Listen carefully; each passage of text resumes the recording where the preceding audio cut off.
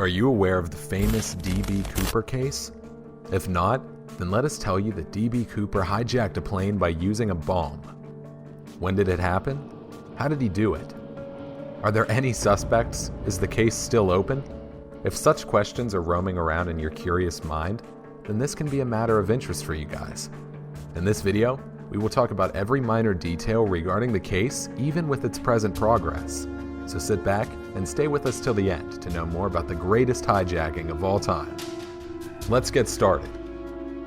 A man who came to be known as D.B Cooper used a bomb threat to hijack a flight from Portland, Oregon to Seattle, Washington on November 24, 1971. After the jet landed in Seattle, passengers disembarked and $200,000 was placed on board, along with parachutes requested by the hijacker. The plane then took off for Mexico City. Mid-flight, Cooper jumped off the plane and subsequently disappeared. The FBI spent years investigating the case, which was called NORJAC, for Northwest Hijacking. Though hundreds of suspects were considered and $5,800 of the ransom money was found, the hijacker was never identified. In 2016, the FBI said it was closing its investigation, though this decision didn't dim public interest in Cooper. Let's trace back to the day when this incident happened. On November 24, 1971, a man calling himself Dan Cooper paid $18.52 in cash for a one-way ticket from Portland to Seattle on Northwest Orient Airlines Flight 305. On board the Boeing jet, he had a bourbon and soda, smoked cigarettes, and gave a flight attendant a note that said he had a bomb. He showed the attendant a case containing wires and red sticks. The plane's captain was made aware of the hijacker's demands: $200,000 in $20 bills, as well as 4 parachutes. Getting the money and parachutes ready took a few hours, so the flight circled in the air. After making it to Seattle, 36 passengers and 2 crew members disembarked in exchange for the ransom. The plane, staffed by 4 remaining crew members, 2 pilots, a flight engineer, and a flight attendant, then took off for Mexico City. Cooper demanded the jet fly lower than 10,000 feet at a speed under 200 knots. While the crew was in the cockpit, Cooper lowered the stairs at the back of the plane and jumped out shortly after 8 p.m. The jet continued to Reno, Nevada. As news of the hijacking spread, a reporting mistake rendered the hijacker's name as D.B Cooper instead of Dan Cooper.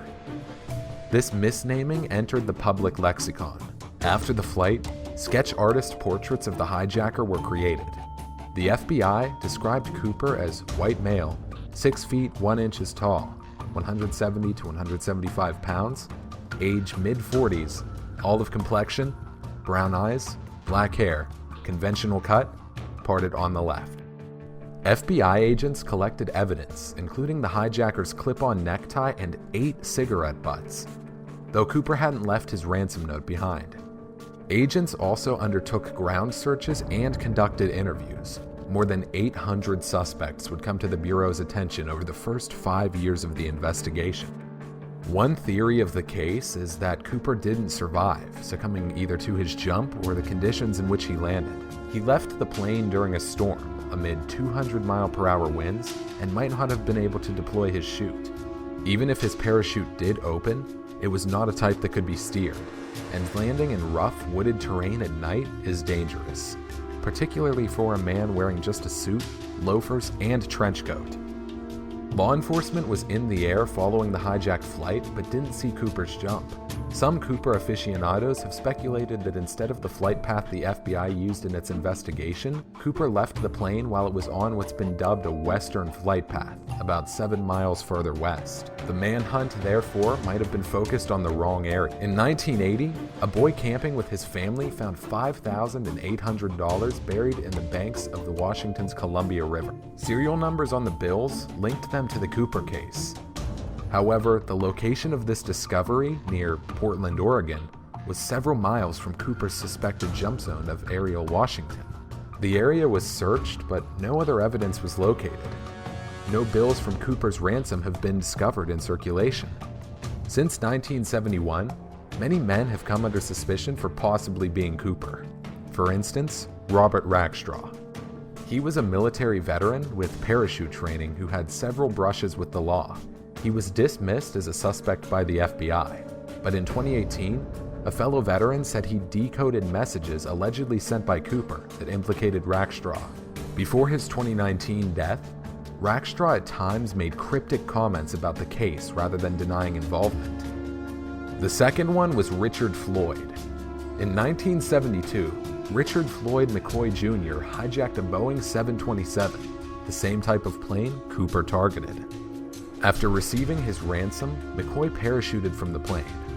Despite this matching MO, McCoy did not resemble the sketches of Cooper. After escaping from prison in 1974, McCoy was killed in a shootout with police. Other than that, Lynn Doyle Cooper's niece, Maria Cooper, reported in 2011 that in 1971 she'd heard her uncle say, "We did it. Our money problems are over. We hijacked an airplane." The FBI investigated, but ended up ruling out Lynn as a suspect.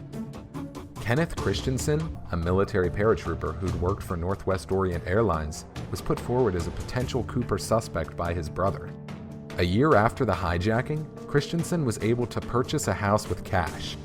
William J. Smith, who died in 2018, served in the military and would have been capable of making a parachute jump. A data analyst who considered Smith a likely suspect found that the bankruptcy of Smith's employer placed his pension in jeopardy, which may have spurred him to strike back at another corporate player. In 2016, the FBI announced it was closing the book on its Cooper investigation to redirect resources. The Bureau's existing evidence will be preserved. However, Cooper's cigarette butts from the flight, which could contain DNA, are missing.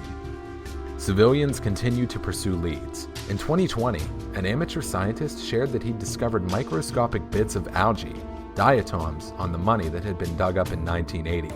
The diatoms on these bills only bloom in spring, and the bills had only one season of diatoms on them. This means the money did not go into the water at the time of Cooper's November 1971 jump, which had been one theory.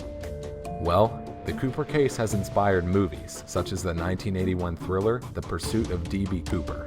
Documentaries like the History Channel's D.B Cooper, Case Closed, and an upcoming project produced by HBO and the BBC have delved into the case.